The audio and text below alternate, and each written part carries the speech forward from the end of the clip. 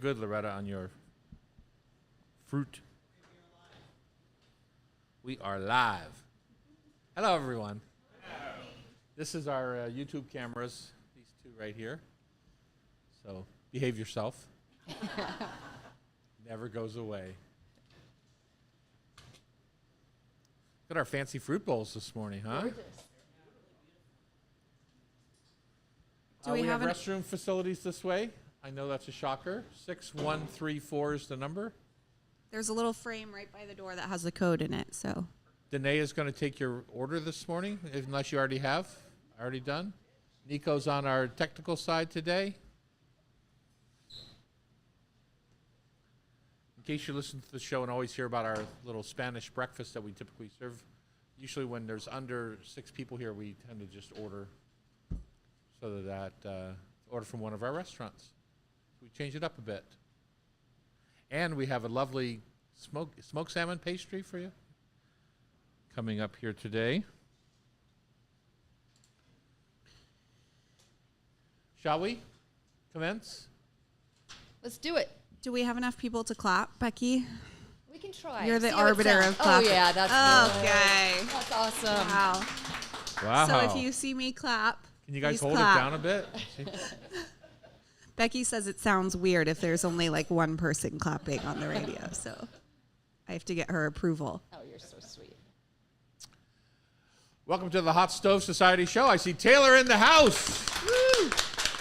I'm Tom Douglas. I'm Loretta Douglas. And we are coming to you from our kitchen studios here at the Hot Stove Society in the Hotel Andra in downtown Seattle, 4th of Virginia. Come see us sometime for breakfast.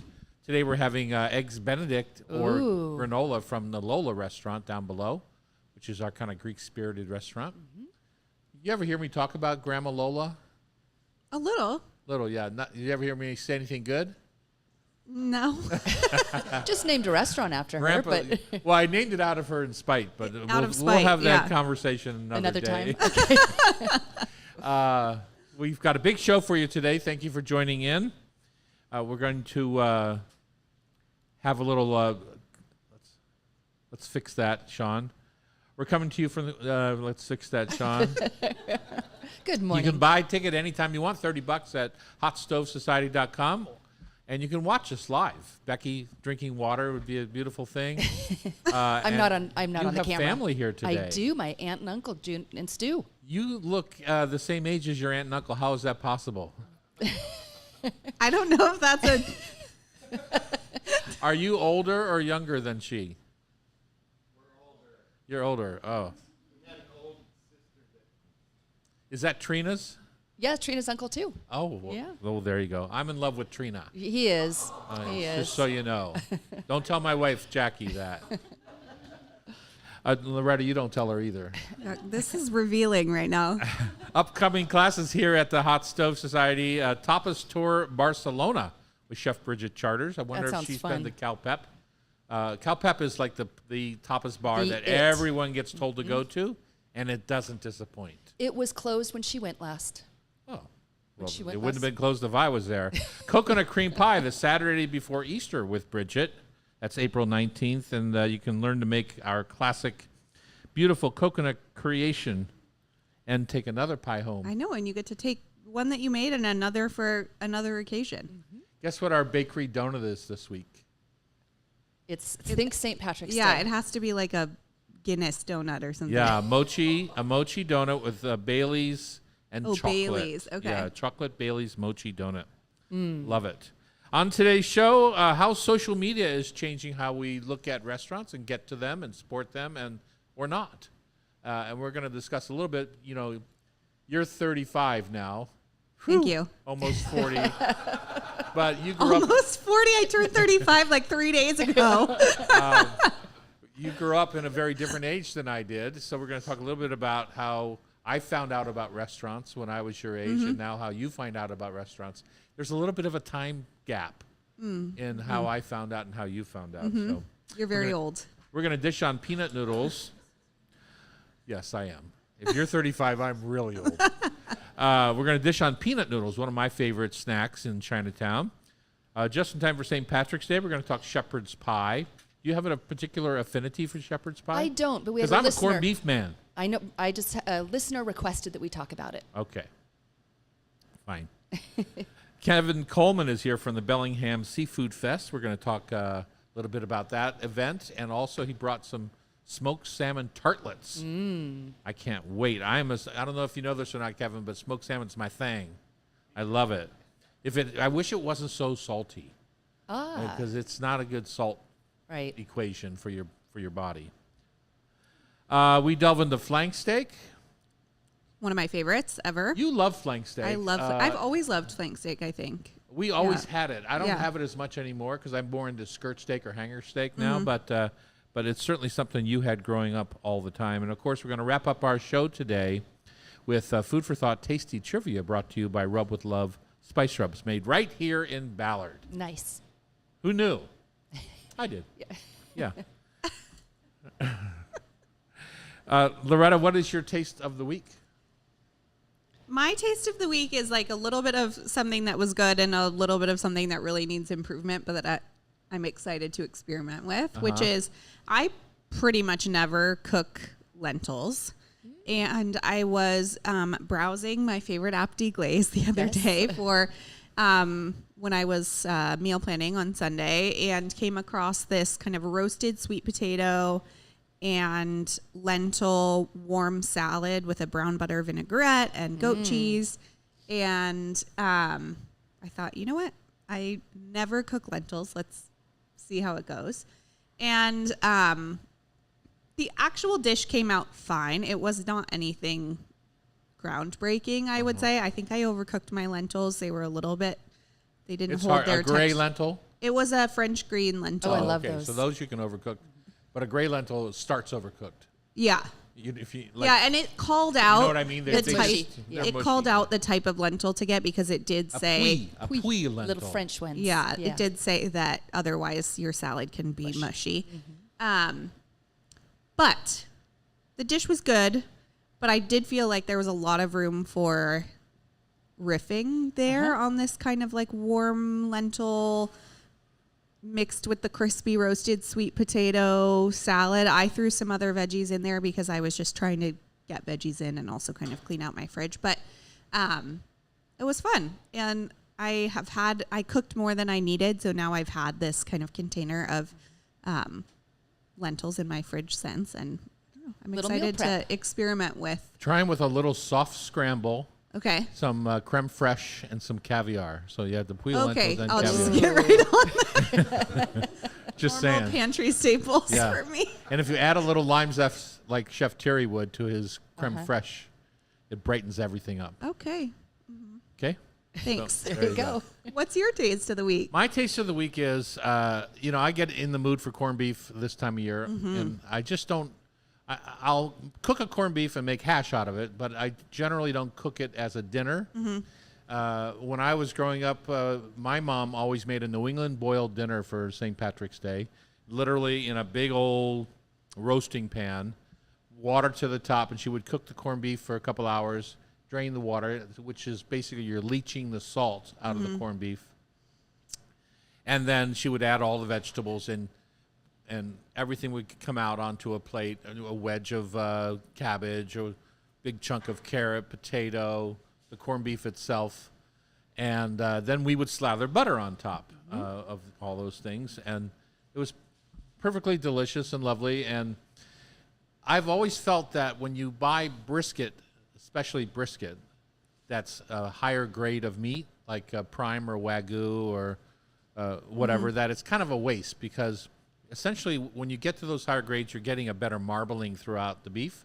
But on something like brisket, where you're cooking the heck out of it, Yeah. you're kind of cooking all that fat All the out fat of it, out. and you end up with it in the bottom of the pan. But because it was there, I bought Snake River Farms Wagyu brisket, Ooh, don't say that in my house. corned already. I don't Okay. think there's any Mishima Reserve out there corned. Corned, probably. Okay. And I cooked it, and I literally just put it into the Le Creuset pot, the size that fit. Maybe it was a 5-quart or 6-quart. It was just for your mom and I. And Cooked it for a few hours, felt it to see if it wasn't quite relaxed. The meat wasn't relaxed quite enough. And I'm the kind of guy that puts both seasoning packs. I love all that mustard seed, and Yeah. I love that seasoning on top. It's basically pickling spice.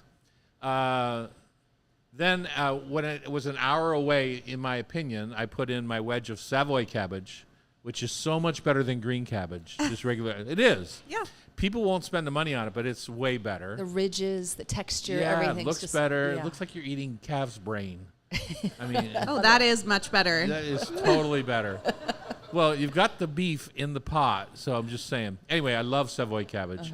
Big chunks of carrots, potatoes from the farm, and then I added these kind of golf ball sized turnips. And so then I just put the lid back on, popped it in. So essentially the step that I skipped from my mom, your grandmother, was I didn't leach the salt and stuff first. I just let the juices gather in the pan, put all the veggies in for the last hour, put the lid on, just put right back in the oven at 300 degrees, pulled it out, and I was concerned that it was going to be too salty because essentially You've when left I all have, of that. I have basted or roasted that thing with its own juices Yep. in that pan. Well, it wasn't. It was salty, but it wasn't too salty. Okay. Until I got to the bottom of the pan where the turnips were, which were entirely overcooked, and they had soaked up all the juice, and they were salt bombs. So they took the hit. They took the hit, but I Maybe that's a tip. They Yeah. sponged up the excess salt from the rest of your. maybe so. I think But you're going onto back to my original point was the Wagyu was Wagyu. it made a difference. It made a big difference, and it was beautifully marbled. You know, if you're going to cut down on fat, I would say just cut yourself a smaller portion of the brisket. Don't get worse brisket. You know what I'm saying? Yeah, So if absolutely. you normally would eat 6 ounces of brisket, stop yourself at 3, but have that beautifully marbled, moist, lovely Wagyu brisket and enjoy it. Yeah. And so I pulled everything out, sliced the beef. It was perfection. Well, we're coming over Sunday for St. Patrick's Day dinner, so you're going to make this again. Yeah, I think they're sold out. I think, yeah. So rude.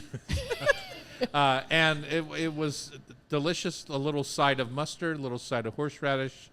But I did slather the butter.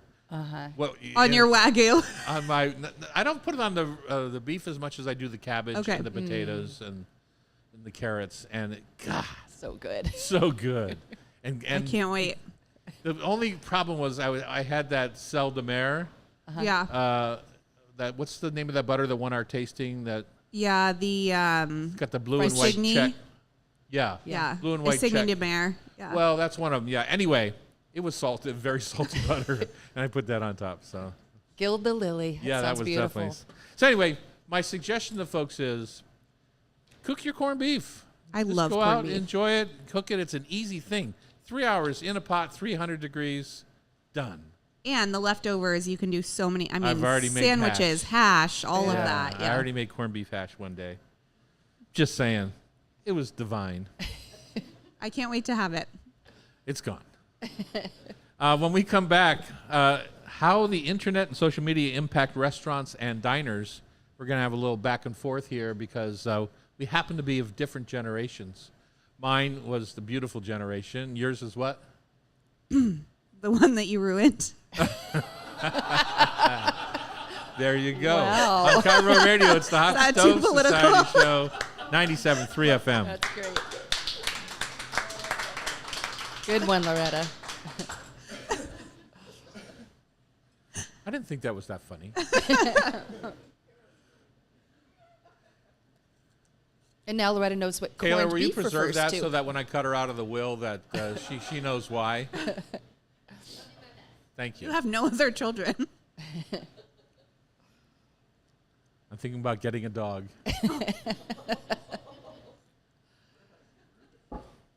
What? Yeah. The best. All right, we're back here in the kitchen on Cairo Radio. It's the Hot Stove Society. Everyone's got a beautiful fruit cup. It's the fruit cup today is so pretty, nobody's touching it. What is wrong with you people? There's lovely apples on top, blackberries. Loretta, you and I grew up in very different ways and in very similar ways, right? You're a restaurant brat. I was a restaurant owner, work nights, weekends. You spent your time in the Yeah, very in a lot beginning. of ways, like we grew up in restaurants together. Yeah. I mean, you were, what, 30 when I was born? Yeah. Ish. And yeah, I was there for the next 18 years. Believe me, I remember every minute. It's interesting to me. When we opened our first restaurant, the Dahlia Lounge, we were so desperate for a review in the local newspaper to try and get people to come into our joint, because we were down here in the middle of downtown on 4th Avenue where no other restaurants were, suffering like crazy. Yeah. There was a crack crisis going on. It was just a rough time. We were in the middle of a recession that George Bush Sr. announced. We opened in November of '89. He announced in June, oh, yeah, we are in a recession. And we were feeling it. We could have told him long before that. My point being is that we sat there and waited and waited and waited for the Seattle Times or the Seattle PI to come in. And it took 6 weeks for our first review to come in, which was a lovely review. But 6 weeks when you're opening a new business is And a there's very nobody walking in the door. long Yeah. time. And it strikes me so much today that now when we open a restaurant, we have to write on the sheet. We'll have a soft opening. We'll invite friends and family in, and they have a form to fill out how you felt about this and how you felt about that. And we have to, with the threat of death, say you are not allowed to write anything on social media about this, because we have had situations where our practice dinners were reviewed online before we ever got the doors open. Yeah, where we weren't even open for real. Right. And so a lot of this anticipation for restaurants today comes from social media. Like, there's people lined up before At an opening. Yeah. So the difference between me growing up waiting for that review or me going to Paris and reading Gourmet Magazine or the New York Sunset or Times. Sevier. Yeah, Robert Apple Jr. I think was the New York Times guy at the time. And trying to figure out what restaurant to go to in Paris, that article was written a year ago, right? Or that's how we looked at our, some sort of maybe newsletter. That's how we looked and found restaurants that we thought we might want to try. Remember the Zagat Guide, the little red book? Zagat Guide, Yep, that right? was Michelin little- Guide. Oh, Yep. the Zagat Guide. I mean, I think that I am kind of a product of this interesting crossroads. I'm 35. I'm like right millennial middle. And I think I'm probably in the last age group that remembers very clearly not having the phone and very clearly having the phone, right? And The so phone in your hand. in your hand, Yeah. yeah. Not just a telephone. But, I remember traveling as a kid and as a teenager and all of this stuff. And, before we traveled, we would go through the guides and we would Post-it note the places that sounded good, or we would sit in our hotel before we set out for the day and read through the guide and be like, okay, we're going to walk by this place. Let's poke in here. All of those things. And then, by the time I was 18, I had an iPhone and all of that changed. And obviously Instagram came later and things like that. It wasn't like the iPhone, the day that the iPhone came out, Instagram also happened. But the way that those were shared, I think, really changed with the advent of the smartphone, which was around, I think, 2007, 2008. But yeah, I remember being in New York as a kid, traveling and dialing the operator and asking them to connect us to the restaurant we wanted to go to and calling to see if they had room. And, I'd call the operator like 6 times. I loved calling the operator. So I think that you and Mom just like gave I remember me calling that. 411. Yeah, for exactly. For yeah. information and stuff like that. Or what's the address? All those things that you just don't do. But I think in some ways, increased your anticipation maybe of that experience because you're going through all of these steps. To today. And then, yeah. So how do you find your information on a restaurant today? For me, it's changed, right? Yeah. there's a million guides out there. I try not to look at them. I'll ask friends what they are doing. Now I'll follow maybe Shelly Lance on Instagram. We used to work together for close to 40 years. You know, she's such a little foodie. It's charming to watch her in her retirement years still be a foodie. I don't necessarily go to the places that she's going to, but it's how I find out about things, because I'm more in the world of my Cheers restaurants now, my Cheers bars, right, where you end up with neighborhood friends and blah, blah, blah. What's your process to go out to supper? You were out last night on a date, first time in a long time, right? But it wasn't supper, it was a cracking game, It was right? cracking game, yeah. Yeah, it's really mixed. I think it depends on where we are and what we're doing. You know, in Seattle, to find new restaurants, because I'm in the restaurant community, I think I talk a lot more just with friends and colleagues, and people recommend places, and I happen to hear about more places because I'm in this space. But if I hear about someplace, I do pretty much always look it up. And to me, that is just a Google search. I like to look through the pictures of the interior. Like, I'm very much a visual person in that way, so I want to see what it looks like. There's a lot of people that go on websites and look at the menu before they go and decide what they want to eat, and I know that's really common. I thought websites were passé. No. People still look at websites? Yeah. I never do that. I want to decide when I'm there. Also, like, what I want today is going to be completely different from what I want when I'm actually there 3 days from now. I will look at their Instagram account to see pictures and stuff like that. But I will say I am probably not a heavy Instagram user to find restaurants. To me, it's more once I've heard about something, then I'll go look it up. I know that that's so when different you for other say people. once you've heard about something, is that through an influencer? Is that through, I mean, I know you have friends in our business, but I mean, yeah, I mean, 50 restaurants opened last month. I do follow a good amount of like Seattle kind of foodie accounts, and So Kenji Lopez, all that type of thing? yeah, and other smaller ones. I try and find like women my age that are going out to eat and have similar kind of tastes that I do. I do look at review sites, but I treat each of them kind of differently, I would say. That's a Yelp So or that's something? Yelp, TripAdvisor, and Google reviews. And I would say I lean most on Google reviews. Yelp is always more negative, I think, and TripAdvisor is always more positive, I think. So I find Google reviews to be kind of in the middle. And then, you know, I do watch TikToks and stuff like that, and my algorithm shows me Seattle restaurants and influencers that are going to Seattle restaurants and things like that. And it doesn't bother you that they might be getting paid to go to that restaurant and paid to market that restaurant? I mean, it's know not that, marked. Many right? are, yeah. Yeah. So it doesn't bother me, but it does color how I feel about the review. But it's interesting. I mean, I think to me, the best thing about social media and restaurants in this age is that we can talk about our brand and who we are to people that might not actually be physical customers in our space. And I think that that's really cool, that somebody that's actually never been to one of our restaurants could be influenced or inspired by our brand. And by our conversation? And by what we're doing. And I am that way with restaurants around the country and around the world, where I'm just like, man, they are doing such cool stuff here.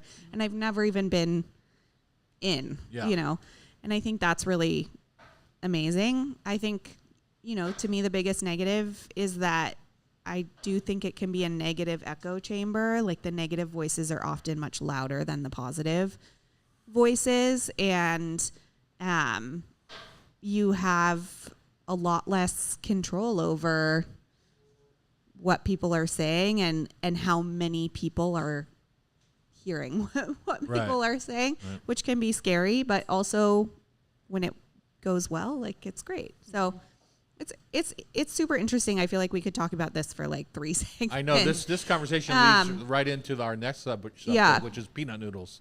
Perfect. On Cairo Radio, it's the Hot Stove Society Show, 97.3 FM.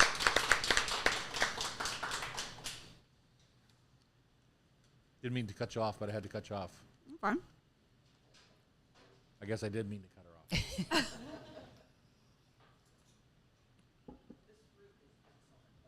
Oh, good.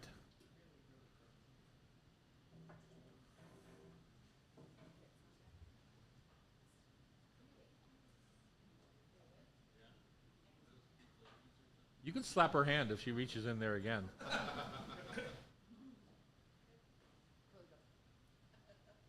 Not even in season. Delicious. Spring starts next week, Yes, it the does. 20th. What starts next week? Spring. Spring.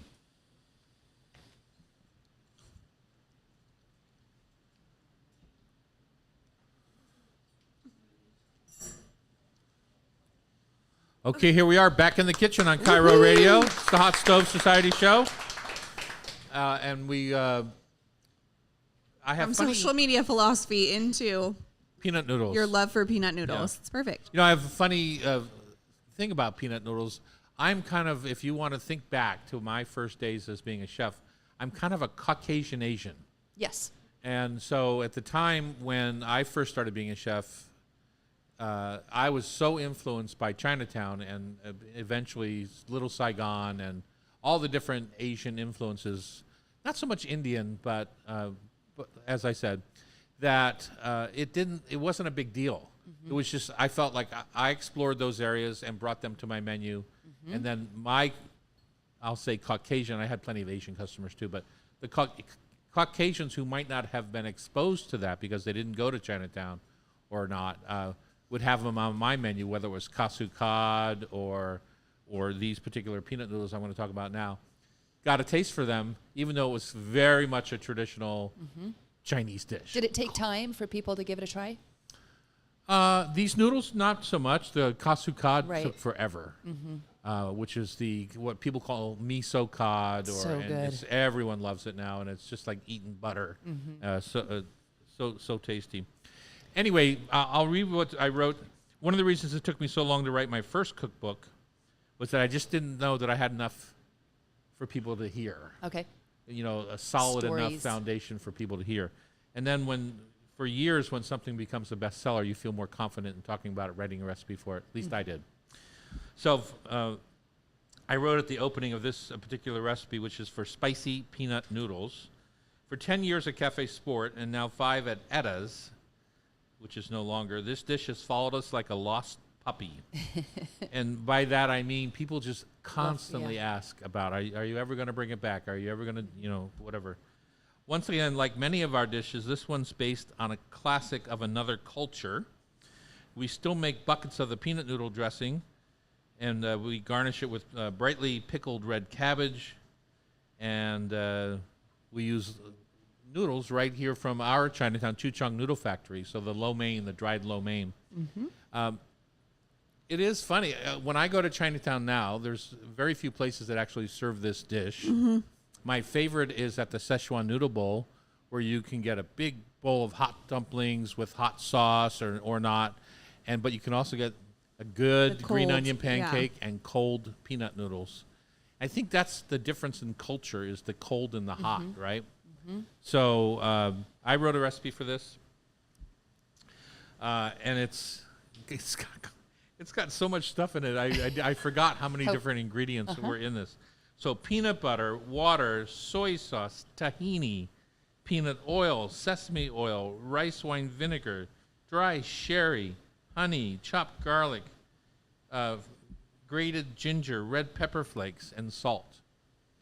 So why I added salt on top of the soy sauce, it's just kind of funny things when This you is look a back. younger you cooking. Yeah, maybe Yeah. so. Maybe so. And the younger me cooking Caucasian Asian was, you relied on certain ingredients all the time within that world. Ginger, rice vinegar, soy sauce, Sesame oil. Yeah. sesame oil, often too much. I didn't learn how to, it's funny, I've gone back and forth on sesame oil over the years. Almost always people use too much. It becomes too strong. It's really an accent flavor. And now sometimes, like when I'm having a green onion pancake or something, I really like it stronger. Yeah. And I'll use more than I used to use. But these peanut noodles became the best-selling dish at Cafe Sport. And if you're old enough to remember Cafe Sport, God bless you. You haven't kicked the bucket yet. And you could order these cold noodles, again, unusual, Yes. with grilled chicken on top or spicy grilled eggplant, or we might have done salmon or cod or something. I can't remember what else. But, again, something they would never do in an Asian restaurant. Because I was Caucasian Asian, I got away with it. It's also funny to me 40 years later that, because I think that was 84, Okay. that maybe 10 years ago or 15 years ago, it became so uncool for a white Caucasian guy like me to take any sort of ownership over a dish like this because it was not my culture. And that's been a little bit of a struggle. It's an interesting balance to Struggle for strike. me over the years. I mean, I've tried to be respectful. I even wrote here, this book is now 25 or 8 years old. Once again, like many of our dishes, this one is based on a classic of another culture. So I even gave credit. Yeah.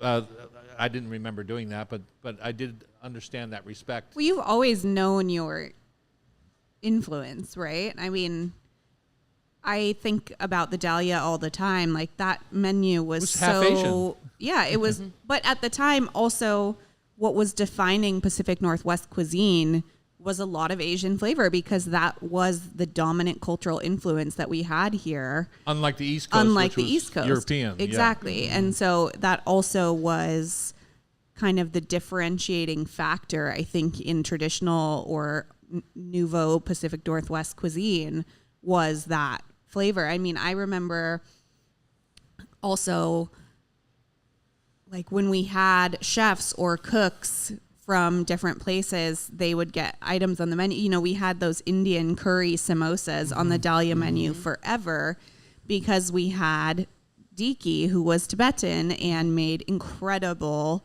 dumplings and things like that. Food. And so it's interesting how menus change like that. And I think sometimes people don't maybe know that, like, oh, those samos are on the menu because Diki is making them back there perfectly And that's something beautifully, and not because you're trying to take credit for that. No, but it was Yeah. something I did often because I loved that food. Like my dishwasher at Cafe Sport, Kamsavang Sautep, would bring in spring rolls, the little pork and vermicelli spring rolls that the chaya, as the Vietnamese call them, I think, is how you pronounce it, with a little peanut sambal or peanut vinegar. Okay. And he would eat these, and I said, can I try one of those? And I loved them so much that I said, well, do you think she would make them for the restaurant?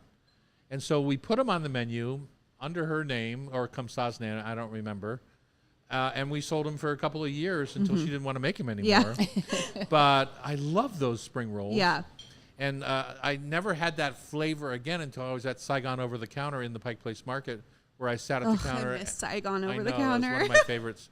And I learned how to make the Vietnamese caramelized chicken, with the caramelized fish sauce and fresh ginger. And these chaya, these spring rolls wrapped in a lettuce leaf with pickled carrots and dipped in a vinegar. So I mean, how long were the shrimp and pork pot stickers at the Dahlia like the best-selling item on the menu? Forever, right? Yeah. It's interesting, I think, how Northwest cuisine has developed in that way. And I think that you were influential in developing Northwest cuisine in that way also because, again, you were putting these things on menus that maybe people that weren't regular visitors to the ID were... Yeah, they were they'd never seen before. Yeah. And I was also recognizing deliciousness. Yeah. Which is something that's always fascinated me. I love delicious food. It could be Czech. Peter Sipra's bread dumplings with his caraway gravy. Was that the Labuznik? At Labuznik, Yeah. It could be anything if I loved it. It's like why the at the Dahlia ended up with the South Philly antipasto plate. It was just from a stroll through the South Philly Italian market. It was like, I love this. So we had sopressata, we had aged provolone, all kinds of delicious. And that's always kind of been your MO, is to taste something and then say, how am I going to make this at home? Or how do I put this on a menu? How do I get this on a menu because this is delicious? And I like that just recognition of deliciousness. So going back to the peanut noodles, I think Becky would like me to make a return trip. Well, they're just such a great thing to do. So what I do is, if you look at the grocery store, you'll see Rose brand, Right. which is kind of the Caucasian brand for Chuchang Noodle Factory. They've been around You for can 100 years. Yeah, Fourth you can generation. see them in fortune cookies. You can Yeah. see them unfortunate cookies, but they make all sorts of noodles. So this is a dried wheat lo mein, Mm-hmm. and I simply cook them, bring them out of the boiling water, rinse them, and then toss them in a little vegetable oil so that they're ready to go for each order as it comes in. I make my peanut sauce on the side. The thing is, you can't chill it. I mean, you can. To use it, it has to kind of be at room temperature. Okay, so if you made it ahead, Because pull the it out. texture is too, Yeah, it gets chalky if you chill it. Okay. So just remember to pull it out maybe 2 hours ahead of time. Okay.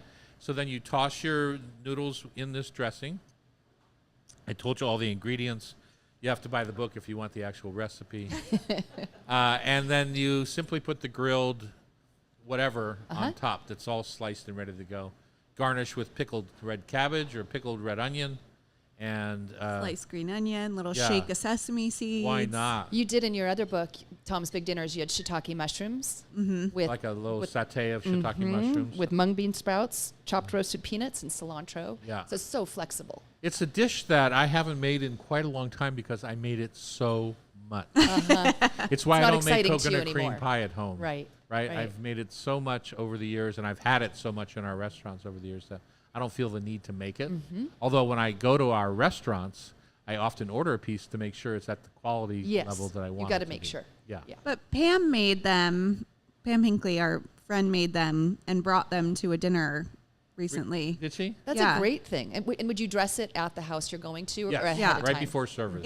It's a really, and they hold well. I mean, Yeah. it's a great potluck dish that is very different from your pasta salad with like chopped black olives and things like that in it. It travels well. Like pasta salad, Yeah. that those noodles will soak up your dressing. Right. So it's something They're good the next day. I mean, it's a really easy kind of base. And I love to, you could do rice noodles if you wanted. Yeah. You're going to give me the stink eye, but I've done it with zucchini noodles. Oh my God. That's worse than a stink eye. It's good. Zoodles? Yes. Oh God. And you could technically do it with spaghetti. True. So Technically, you could do it with spaghetti. don't, but you could. All right, that's enough about peanut noodles and kind of the influence of my cooking career. Just in time for St. Patrick's Day, we're going to talk a little shepherd's pie on Cairo Radio. It's the Hot Stove Society show.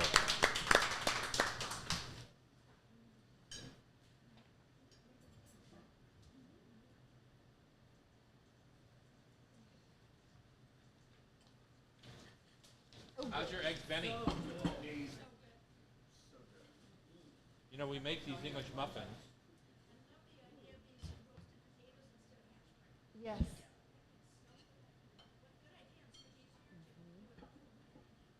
Yeah, they're pretty.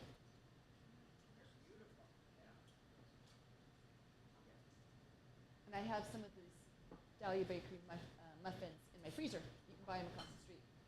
But the tip is that I didn't do first is cut them in half before you freeze them. Otherwise, when you take them out to thaw them, then you have to cut them. It's just a little fussier. Yeah.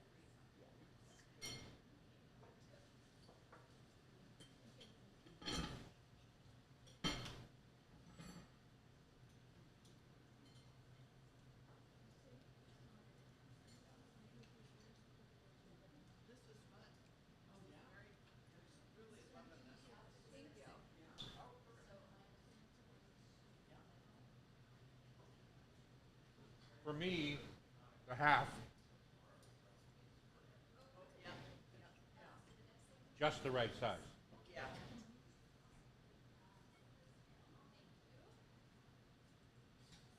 I love it so much that I'll eat both and then you feel sick afterwards. Yeah, that's a half one. Because you've got more treats coming.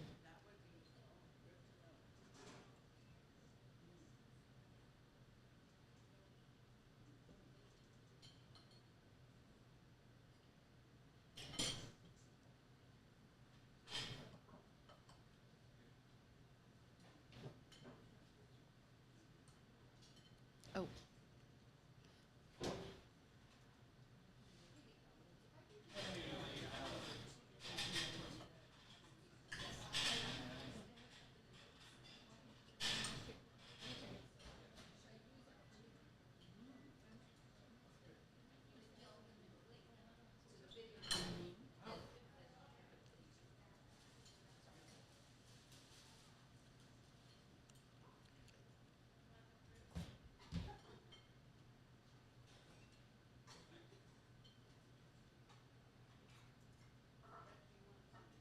No, thank you though. Appreciate it. No, I'm good. I've got a plan for after the show. I'm taking you with me.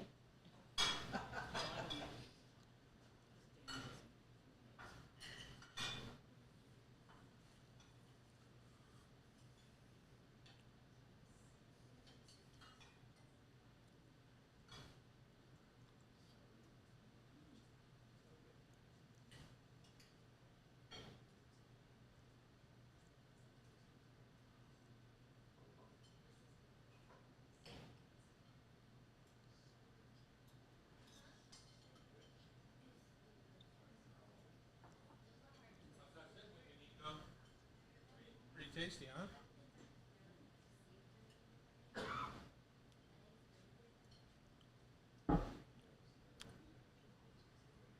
And it's the feast, not fest. Okay.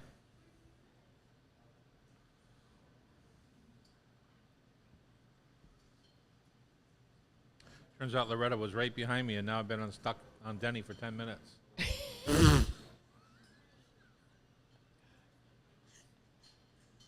I don't know why I bother texting you, honestly.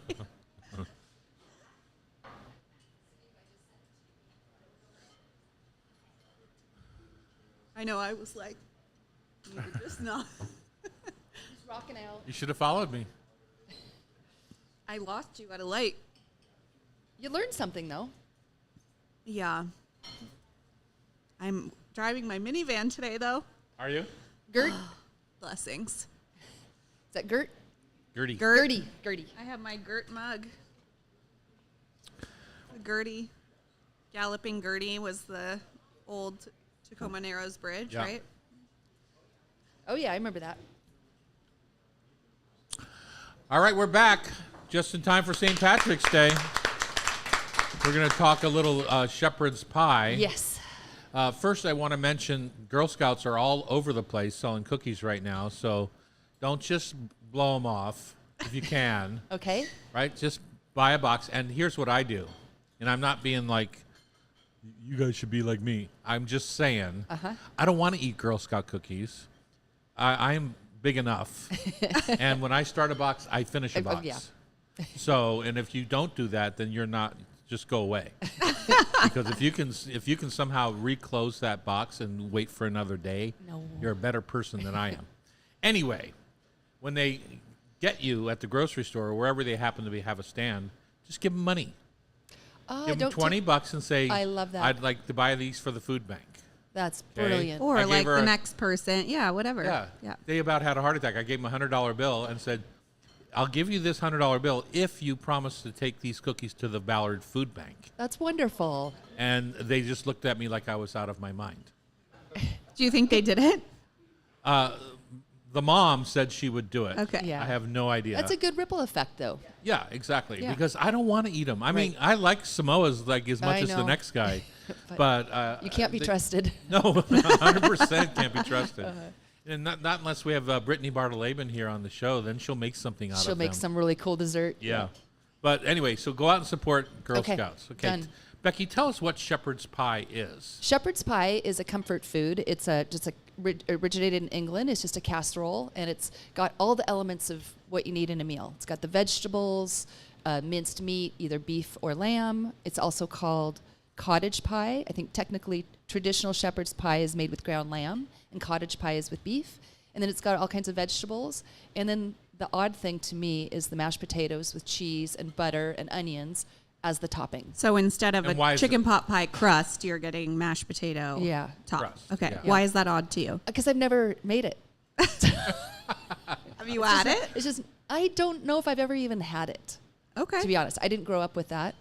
And so this is a segment because we had a listener yes, a listener requested. request to Yes. talk about. Yes. Okay. Last year we talked about corned beef and cabbage and Okay. soda bread. So this just came Oh at my the God, perfect soda time. bread. So have you ever served shepherd's pie in any of your restaurants? So I think in America we know it as hamburger helper. Oh, I do. No, not I did grow up with true. that. I mean, it's the whole idea is you're making basically another thing that we do, sloppy joes. Right, I had and that. not necessarily as sweet as sloppy joes. And so basically you're sautéing onions and garlic and ground beef, and you're kind of adding if I was in England, I might add some of the HP brown sauce or Worcestershire. Or, you're adding just kind of this and that kind of seasonings to kind of give you a gravy of sorts. You can, if you want, add a can of some tomato paste or a can of tomato sauce to cook that in to help with your gravy base. But you keep seasoning that up to your taste. Now, in a pub in Scotland where I go, it's not the best thing I've ever had. And it's just because it's a local taste, right? Everyone's a little bit different, and it's local taste. And then on top, again, in a pub in Scotland, you end up with these kind of watery, not so good mashed potatoes. Whereas here, we would make a beautiful Yukon Gold potato mash, butter, and maybe a little Beecher's cheddar or flagship, and kind of get that and dollop it on top of your ground beef. You want to put the potato on so that it has like a rough texture. So often you'll see it piped on with like a star tip. Yeah. But that way those ridges get brown in the... If you put it under the broiler. Yeah, you won't get a whole lot of brown in the oven as the bake, but if you finish it for 5 minutes under the broiler, do not walk away. Don't walk away. Just the like broiler pine nuts. is like the worst Okay. if you walk away because it is gone in a second. Annie does that all the time here. She burns everything. Not true. Anyway, so you want to get those ruffles so that they brown up on the edge. And it can be delicious, like anything. Yeah, I feel like you're being a little negative right now, but I think that it can be delicious. It can be delicious. It really is about the effort that you put in. Okay. You could also do a riff. You could go like Italian style and put more peppers. I mean, anything that goes with mashed potatoes, you could. It's called shepherd's pie. It's not called St. Francis of Assisi pie. But one could go that route.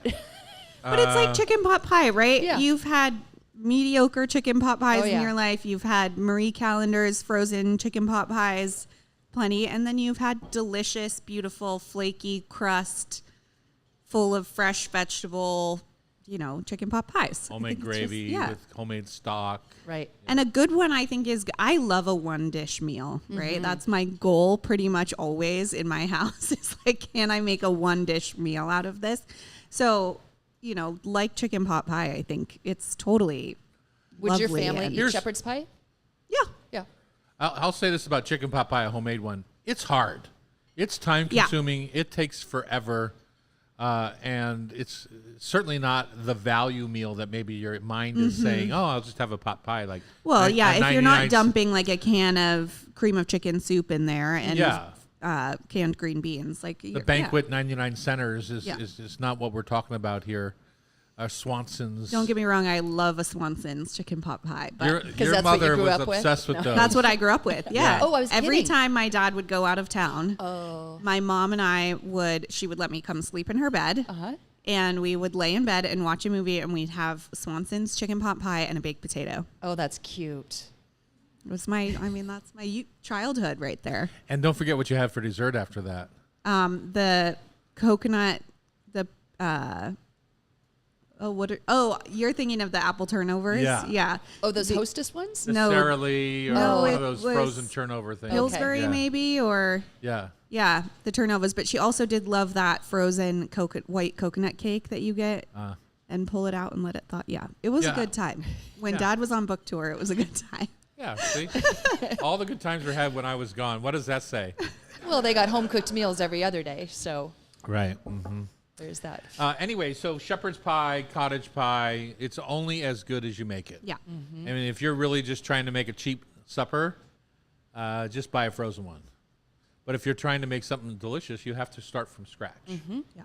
Right? And I would go shepherd's. Personally, I would go shepherd's pie over cottage pie, like lamb over beef, because you're already going to get more flavor there. And when you're topping something with a brown gravy and a mashed potato, like the beef can kind of get lost in there and stuff. So I'm still at a loss of why people are so anti-lamb sometimes. It seems to me that that's an old kind of 50 years ago issue when it was a little bit gamey. I Lamb think people today, are scared especially that it's American gamey. lamb, is really barely more flavorful than beef. Yeah. So if you haven't tried it in years, try it again. Try it. If you're nervous about it, do 50% ground lamb, 50% ground beef, That's a great way to go. kind of introduce it into your Well, it's certainly eaten repertoire, all but- over the world, like goat, but not so much in the U.S. Right. It's just Australia, New Zealand. It's all lamb, and like you said, not gamey at all.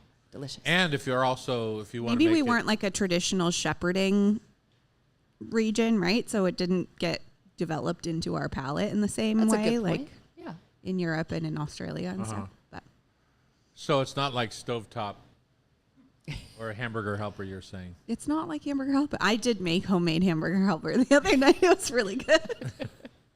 What's homemade? I've never had regular hamburger helper, but in my imagination, Thank you very much. You have never had. This is what it was, and it was like a cheesy beef noodle. It's delightful. Ah. Okay. I've never had it either, so what do I know? So that's it. So are you going to make one for St. Patrick's Day? No. Miss, I've never had it before. No. Why not? It just doesn't sound that interesting to me. Ground lamb, and maybe substitute some ground mushroom in there. Yeah, that's.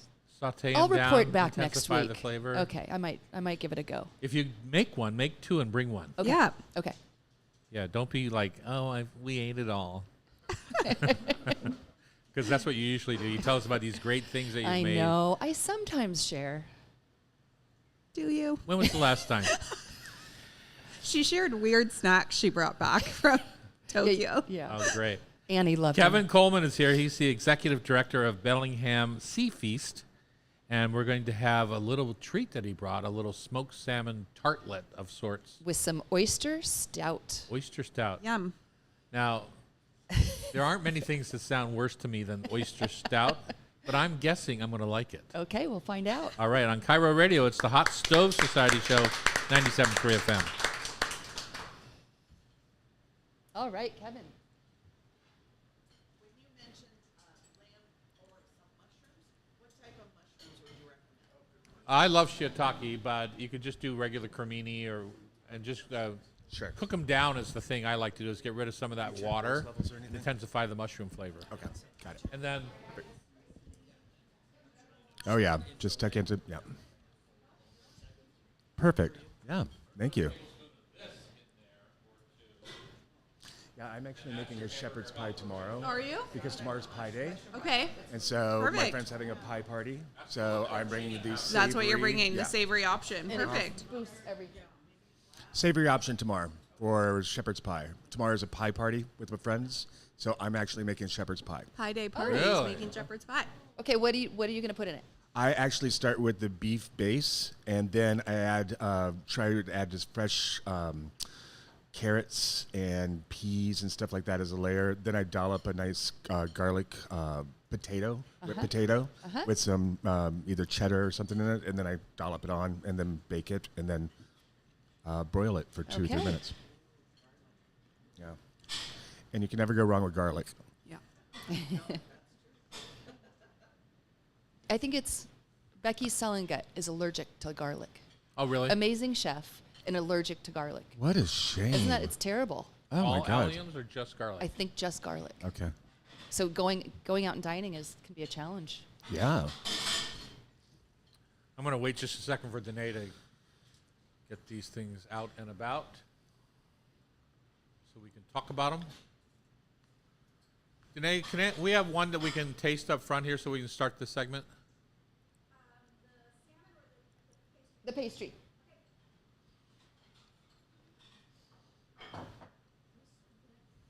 Huh? Look at you with a clean plate. Wow. All of you guys. Okay, 4 clean plates. Very impressive. Did you get enough to eat? Well, good. We have more for you. He just wants to try it.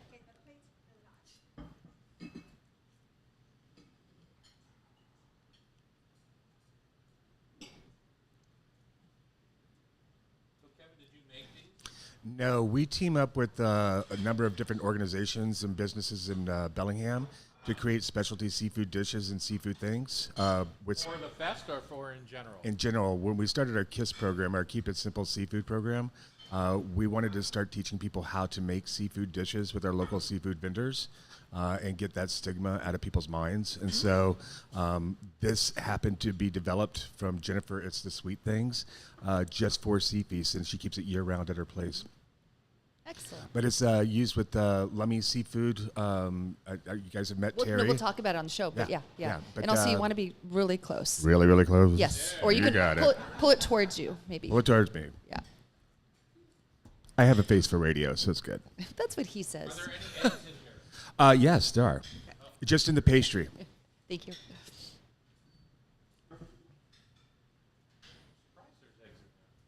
Well, even just egg white on, how Orphe was talking about, they have that on the top of every croissant. They have a blower, like a paint blower that throws just a little egg white on there. And That's smart. yeah. But if you can't eat eggs, it's not fun. Yes, thank you.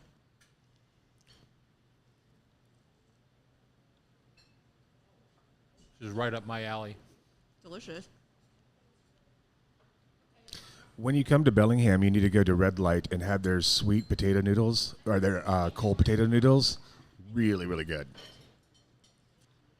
I've never been to Bellingham. You need to come up. Not weird. It is weird. It's so beautiful. I've been through it, like Yeah. going to Canada. Of course. But Yeah, it's a great pit stop. yeah. When I was a wine salesman, Bellingham was my territory. Oh, really? As was when your mom was a wine Yeah. salesperson. Oh, funny. Nice.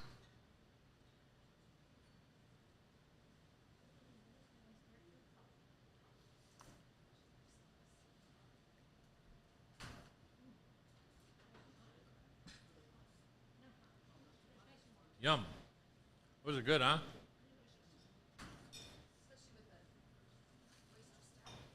Oh, I forgot that part. It has 30 pounds of oysters in it. And it's then gone through, and it got a nice It's malty. like oyster sauce. Yeah. Don't be afraid. All right. Mm-hmm. Well, how big of that? It's huge, yeah. And so they make a lot of it. And, yeah. I'm good. Yeah. It's heavy, so. It's How got many the same places can you say consistency of you've like a gone to Guinness. Have a seafood smoked Yeah. salmon tart with oyster stout. Dad, have you met Adriana yet? Have I met her? I met her yesterday. Adriana. Hi, Adriana. 2 days in a row. Yeah. Welcome to the show. Did you get some beer?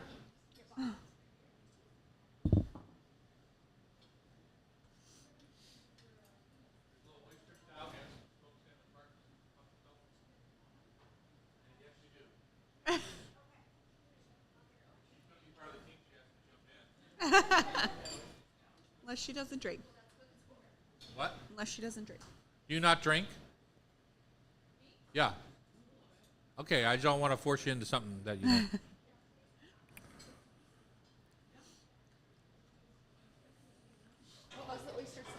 All right, hour 2. Let's do this. Do it. Look at us ahead of schedule.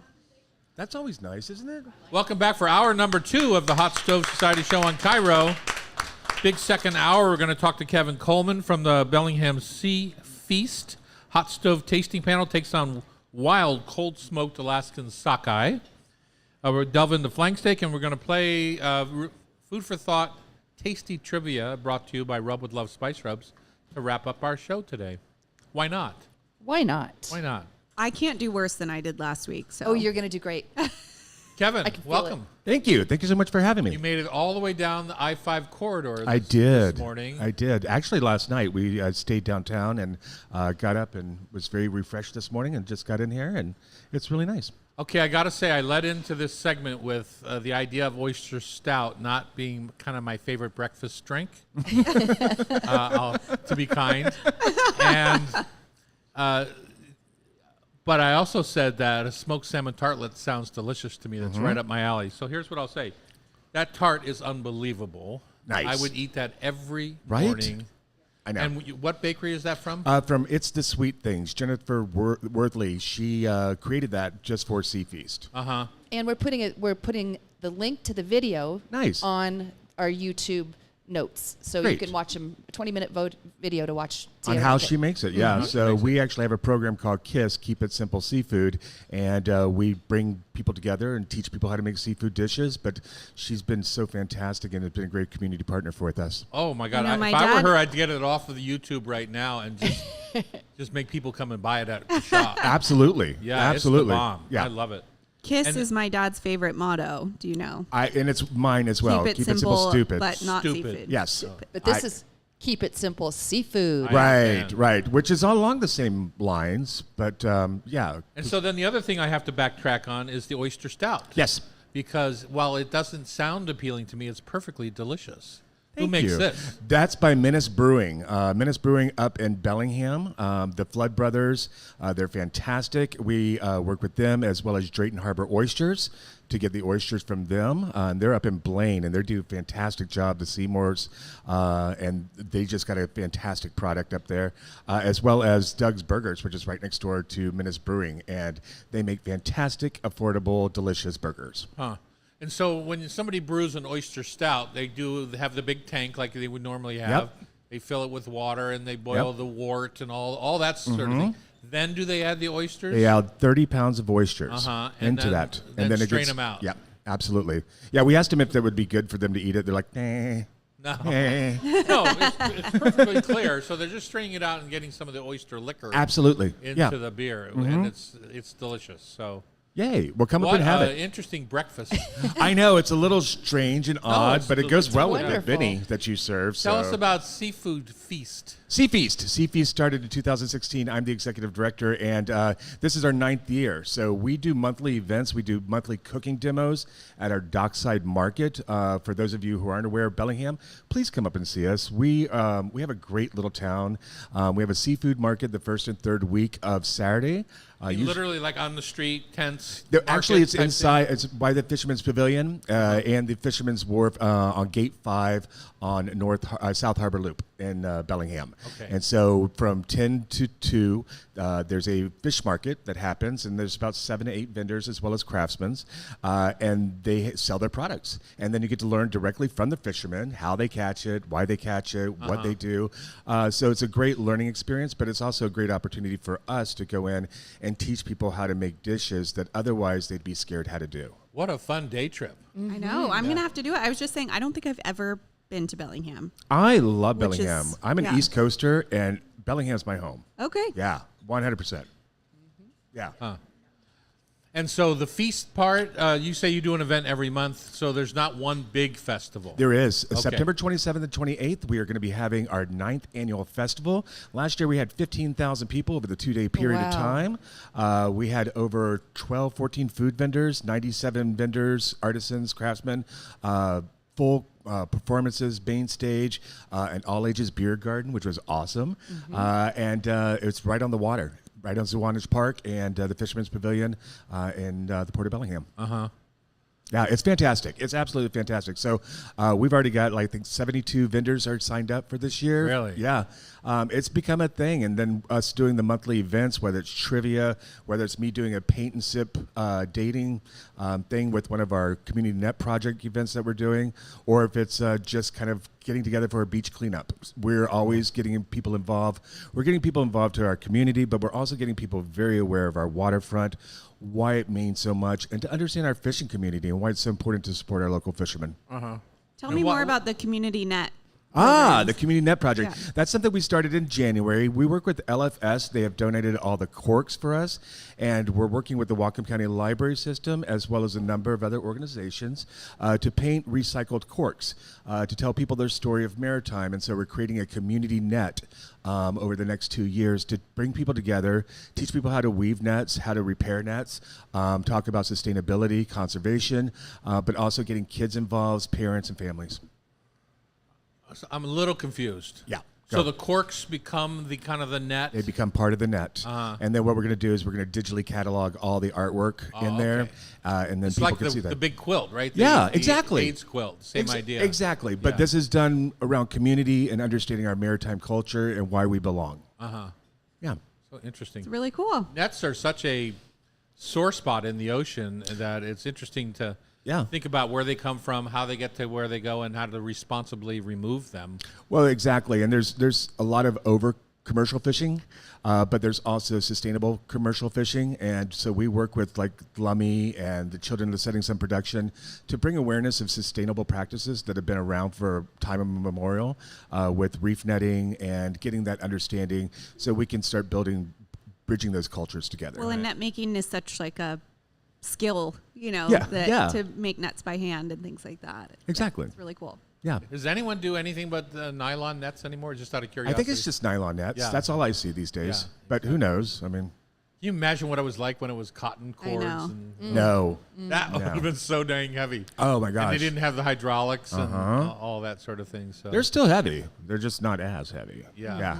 yeah.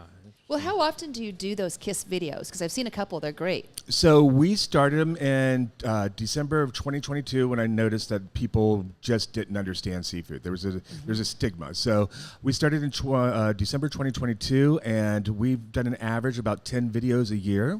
Nice. And we work with our community food co-op, the Port of Bellingham, Dockside Market, and then we had BECUs as a sponsor As a for a couple sponsor, years. great. Yeah. So we're looking at redefining how that looks this year because people's attention span is nil. And so we really want to hone in on how to make quick dishes through just kind of a quick reel type of setting and then giving some information about each person. I blame this on my daughter. She's kind of a TikToker, and a recipe these days is if it's over 15 seconds, it's like, I know. yeah. I know. But I'm also a Next. foodie. I'm right? sorry. Nobody watches more reels than you do. I said TikTok. There's a difference between Reels and TikTok. There is. Yeah. Yeah, absolutely. But I don't know. I love food. I grew up in the East Coast around a lot of Spanish influence in Tampa with Ybor City, and so I had that real rich culture of like flavors and diversity of cultures coming together. And so when I moved out to the West Coast, I didn't find that as much. So I brought a lot of my own flavors and flair to Bellingham. You are on the front lines of Mr. Trump's trade war with Canada. What are you seeing up there from the back and forth across the border these days? I have family in Canada. I love Canada. I love community. What I am disappointed in is something so simple is being taken out of context and making things very horrible. Yeah. I'm concerned about what's going to happen. I mean, that's no lie. But at the same point, too, I'm a firm believer that if you lean into community and you work together, the stronger you become. Yeah. And so Bellingham is just a beacon for us at the north end of the state. Absolutely. And I think Point Roberts is the only place closer to It Canada, is. right? It is. Well, Blaine, right at the corner there, where okay, Peace Arch okay. and stuff. So we go up, and that's where Drayton Harbor Oysters was at. So we really try to push as many people to go throughout our county to eat good food because we've got some great things for that. But we also want our Canadian neighbors and family to come down too. Yeah, exactly. Absolutely. So It's supposed to be community. it hasn't been like it was, but I'm very optimistic, as I always am. We do a lot of business in Bellingham with Ferndale Creamery. Oh yeah, they're fantastic. Yeah, we use their mozzarella on our serious pies. Very nice. And their scaramouza and a little bit of this and that. What a lovely little operation that is up there. Yeah, I'd love to take a tour there. Well, that and if you know Katie from Bellingham Pasta Company, she does an amazing job up there, and have worked with her. We have some great restaurants just in general. We need to go do a food tour. Yeah. Well, come on up. I'll give you a food tour. There you yeah, go. absolutely. I love it. Yeah, if you want to go in the water, want to go inland, we've got something for everybody. We've also got a great biking community up with Galbraith, great kayaking and boating community. With Any golf? I don't golf. Semiamu. Yeah, you go up to Semiamu, Semiamu to yeah, golf. yeah, Yeah. But if you want to do like bioluminescence kayaking, my friend Tori does that with fun. Dragonfly Kayak. So you do that at night? And then yeah. you see Go all along the water and Beautiful. Yeah. Is it real? I mean, you. Oh yeah, absolutely, absolutely. Put your hand in the water and it becomes blue. Yeah, Wow, it's how quite crazy. interesting. That's really cool. Yeah, we live in a beautiful dynamic where we still have a richness of being able to get local seafood, forage local seafood. We actually have a sugar kelp farm up there now over by Wow. Lummi Island Wild. And yeah, we're doing some really cool stuff, some innovative stuff. We're going to be working with Zeke's Pizza for an upcoming pizza. Last year we did one with scallops and called it the Sea Monster Pizza. So it was great. But this year we're looking at diversity. We're looking at how we can use kelp better, how we can integrate more vegetarian stuff and get people who are vegetarian knowing more about maritime focused things. Out the ocean, Right. yeah. Yeah. So Wonderful. cool. Kelp is coming, man. Kelp Yeah. is on its way. It is healthy. If you're not into it yet, you're going to be. You're going to get into it. I mean, and also too for facial products, everything else. Yeah. The soap, Yeah, salt, all of it. everything. Yeah. Well, thank you, yeah. Thank you for having me. Thanks I for really coming. appreciate it. Come on up Kevin and see Coleman, us. Executive Director of the Bellingham Sea Feast. Feast. Check them out on Out best. YouTube and Yes. check them out in September. for the- BellinghamSeaFeast.org. And Yep. then the big festival is September 27th and 28th. Yeah, come be part of This that. year. Yeah. Thank you so Fun. much. Oh, awesome. Thank All right. you. You might want to stay for our next segment. We're I'm gonna going have to. A You have Alaska's salmon. Wow. Sockeye salmon taste off. Yes. On Cover Radio. It's the Hot Stove Society Show, 97.3 FM. I'll get your photo after next. What's that? I'll get your photo. She's kind of bossy, Kevin. I love it. I'll get your photo when I want I to. love it. I'm like, just I'll tell get me your where photo need to when I stand. want to, man. Yeah. Oh, you have a variety of them. We convene our tasting panel every once in a while. Oh, let me give you the sheets. Thank you.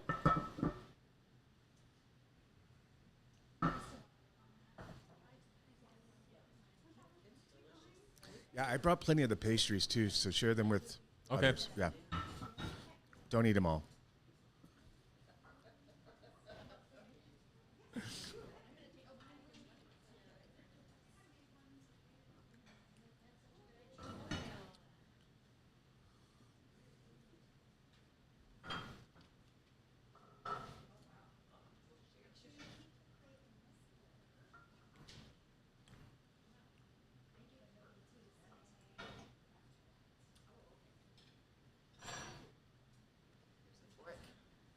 Oh.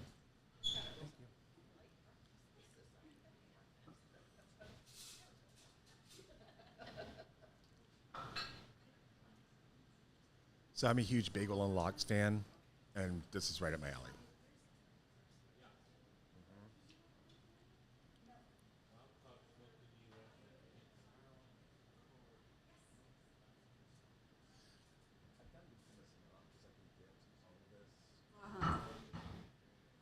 I called Terry up and said, "Hey, I need this."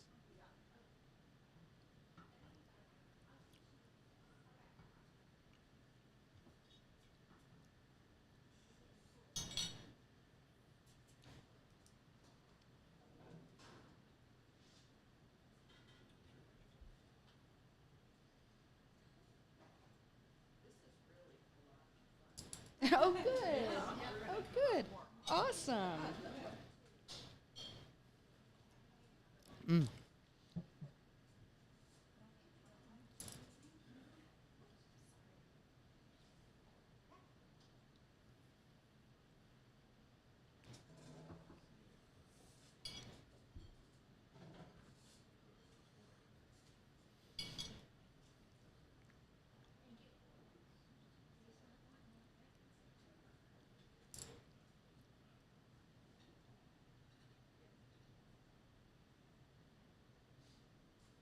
Well, if you're not full after today's show. I'm taking them to the bakery after.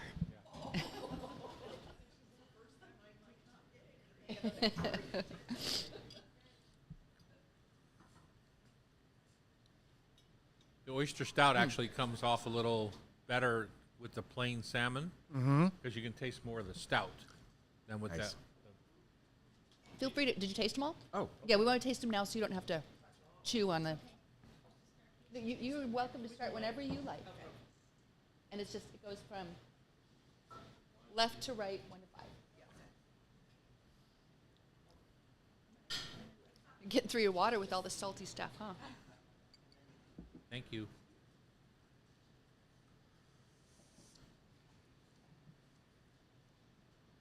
This category is not hot. No. Okay. Wait, what You said this category includes both cold smoked and hot smoked methods. Oh, no, that was just describing the Okay. category of smoked salmon, salmon. in general. Smoked salmon, okay, I see what you're saying.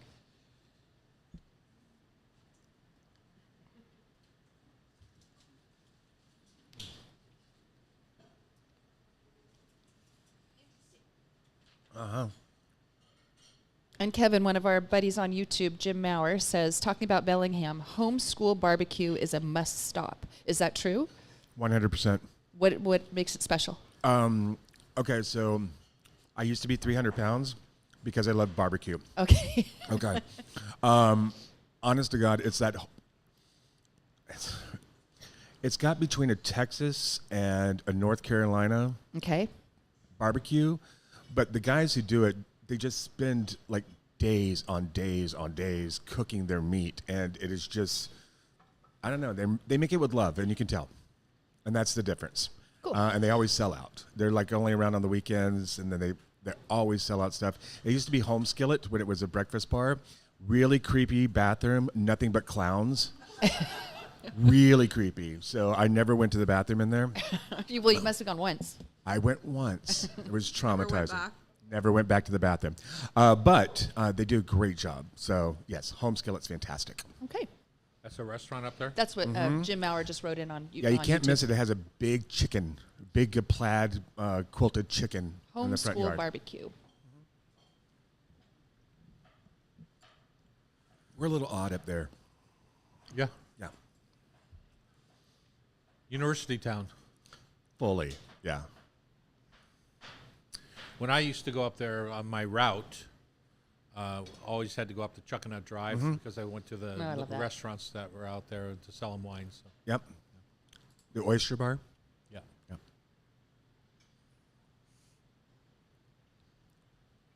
All right, here we go. It's hour number 2, and we are Woohoo. talking smoked salmon. Yes. We've invited Kevin Coleman to stay with us. He's from the Bellingham Feast. Sea feast. Thank Sea you. Feast group, and if you ever want to find out more about that, tell people again where they can find your They videos. can reach us at bellinghamseafeast.org and check out all the fun things that we're doing. Awesome. All right. So in front of us, we have nothing from Bellingham, but we do have 5 different Locks-style smoked salmon taste. And this is going to be, we are convening the Hot Stove Society tasting panel.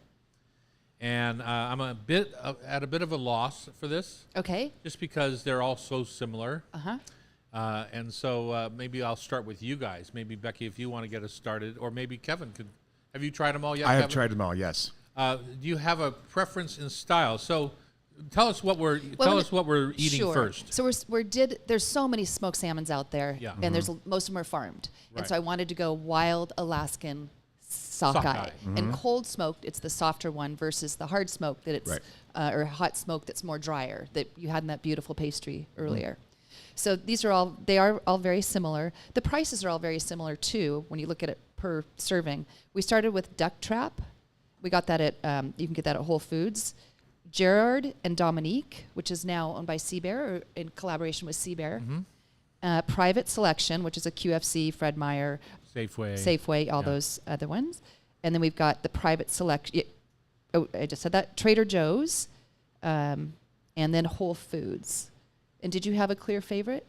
I'm a big fan of applewood, smoked with applewood. So, ironically enough, I was surprised, but the Private Selection was the one that appealed to me the most. Great. So that's at least $7.99 to $8 to $10 is what they were all going for 4 ounces. Okay. So really, $2 to $2.50 a serving. So I don't think the cost is that much prohibitive. It's just which one you like the best Yeah. or what's available. I think it was really good because I could just see that on like a nice toasted bagel with some cream cheese and some capers and red onions. Yeah. How about you, Loretta? I'm actually kind of in the same boat. I liked the Private Selection, and I think my number one was probably the Whole Foods.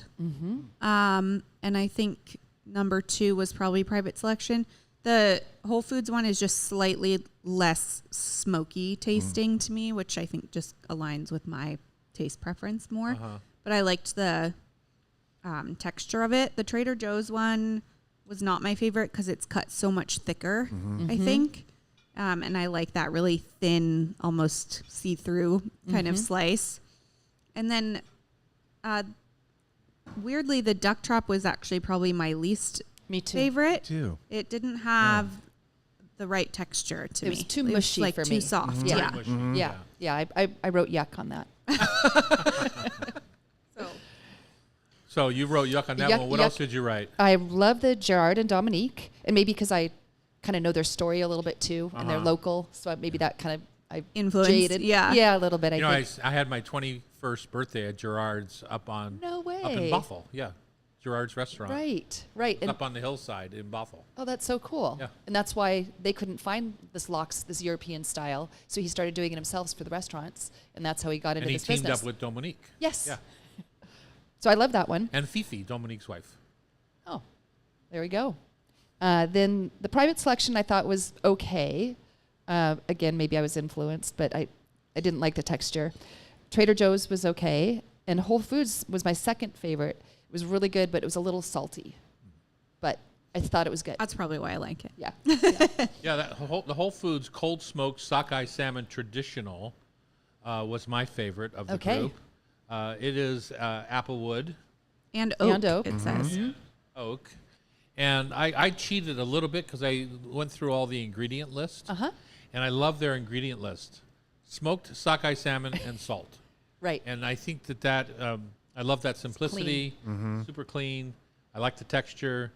Again, they were all similar, but that is the one from my taste that stood out to me. So, when I'm looking for a lox style, like if I'm in Manhattan, say, and I'm going to Russ and Daughters, my Yep. favorite deli in Manhattan, right? And you'll go in, you'll see maybe a dozen different kinds of smoked salmon. There's only one wild Oh. of that dozen. I mean, they cook them in different ways, they smoke them in different ways, but it's almost all Norwegian or Scottish or type smoked salmon, and then they'll have one wild fish. So I Yeah. always order the wild, and I got a little Christmas pack this year, Uh-huh. and were you on my bagel? Oh my gosh. salmon and bagel Well, list? for me, the black cod that they did this Oh. year, Sablefish, the yeah. sablefish was unbelievable. But the Yeah. salmon was delicious too. But that sablefish they're doing just like Every blew year me I away. pick a different company to buy like a gift box from for the nieces and nephews and for Loretta. And then I always buy for myself. Of course, at the you same taste time, test, 'cause of I course. have to make sure. But yeah, the sablefish and the salmon to me, Was it a every king or a bite. sockeye or what? it was a king. A king, yeah. King, yeah. I mean, you would eat smoked salmon every day. Oh, no Like, problem. Yeah. that too. That's your go-to breakfast. And I tend to buy mine at Wild Salmon Seafood Market over there at Fisherman's Terminal, and I'll buy a chunk. They come in, anywhere from a half pound to a pound chunks. But that's hard smoked salmon, Right. Right. which I love just as much as this. Me too. And the thing when you're looking for it, it's not a sophisticated thing, right? They take chunks of the fish and they smoke it and then they cryovac it and they put it up for sale. So it's up to you to know what chunk to buy, Okay. right? So if you're looking in the case and you see, oh, look at that nice lean looking tail piece of king salmon, Walk buy away. it, please. No, please buy it. Because I'm looking for that fatty belly chunk of king salmon from right up by the collar, right? Collar down. Smoked salmon tail, last piece that I want. Perfectly delicious. It's just different. Right. And so I'm always looking for the one that has the most belly attached to it. Because fish with bellies and guys with bellies are really better. Okay. Yeah. Kevin wouldn't know, but we are juicier. Uh-huh. Yeah. And so, So how do you use smoked salmon? for me, Jackie's been into her rye bread lately, so I'll just do not a heavy toast. I don't like that. I like a hard toast on some things, Okay, but not on rye. when I'm making my little salmon sandwich, not a heavy toast. And I'm not a big bagel person, so I am. I'm not. I love bagels. So I'll take that, butter it, put my hot smoked salmon on it on warm toast, and then just eat it. Yeah, but you have to have the butter. I don't care if I'm making a salami sandwich. I'm like Chef Terry that way. He loved butter on Yeah. everything. Now, in this case, would you use unsalted butter? No. You would. Okay, I would, salted use, butter. I would use whatever I have that's spreadable. Okay. But a smear of cream cheese would be Sure, fine too. yeah. I don't mind that a bit. Yeah. If I'm having it at a deli like Russ and Daughters, Mm-hmm. I'm getting the sesame bagel because I love a big, Me too. and I'm getting it double toasted because they never toast enough. And I'm getting a smear of chive cream cheese, and I'm getting a heavy layer of lox. That on sounds top. great. And I throw away the one side of the bagel and I eat the top half with all the sesame seeds because a whole bagel that'll ruin your day. Yeah, 100%. Not mine. Yeah. yeah. I just eat the half. My with all friend the brought goodies. in like this bag of hay bagel last week. Yes, they're coming on the show. Oh, are they? That's amazing. I think I ate 4 bagels in one day when she brought those. Just every meal I had bagel. Yeah, I can't do that. How are we on time, Nico? Almost 1 minute left. Okay, so any last comments there, Kevin? Last comments. Come and see us in Bellingham. You want to hang out? Yeah, it just it's been great being here. It's been a great opportunity. I've been so amazed with the food and everything else, and just the hospitality. So yeah, thank you so much for My having me. comment to you is I can't wait to make a day trip out of one of your sea markets. Please. And you have the schedule on your site for Yes, the, we for do. the seafood markets? We have it. We have a bunch of different tabs said there, it's but twice a month. Dockside Market twice a month, Dockside first and Market. third Saturday of every month. I can't wait to go do that. Yeah, and I think is it the third Saturday that you do demos? Yes, we Yes, do. okay. So Awesome. yeah. So I'm excited about that. But yeah, come up and see us. And if you're coming up, reach out to me. I'll be more than happy to take you for a personal tour. Wonderful. Love that. All right, next up, flank steak. Should we use it? What is it? All that kind of good There stuff you on go. Cairo Radio's Hot Stove Society Show, 97.3 FM. Now we can get the photo. Oh, let Taylor be her own boss. Don't be jumping in on her. I love flank steak. There we go. Taylor, what's your job? Make me look pretty. I'll do my best. Oh, you're hedging your bet right now. Uh-huh. Did you hear it in her voice saying I can't do that, Tom? Did you hear that? That's what I heard in her voice. Taylor said, make you look pretty?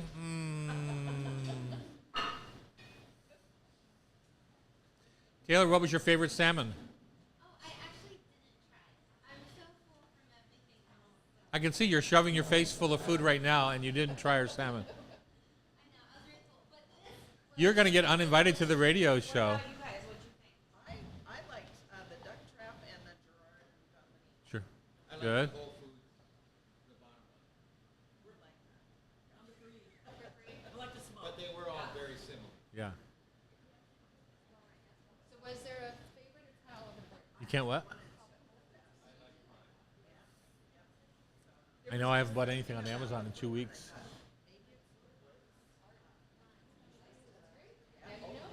Have you got rid of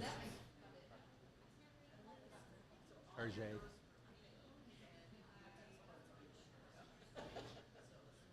But they've got to be wild caught. So, Yeah, you don't want it landed. I read something that said Gotta get over it.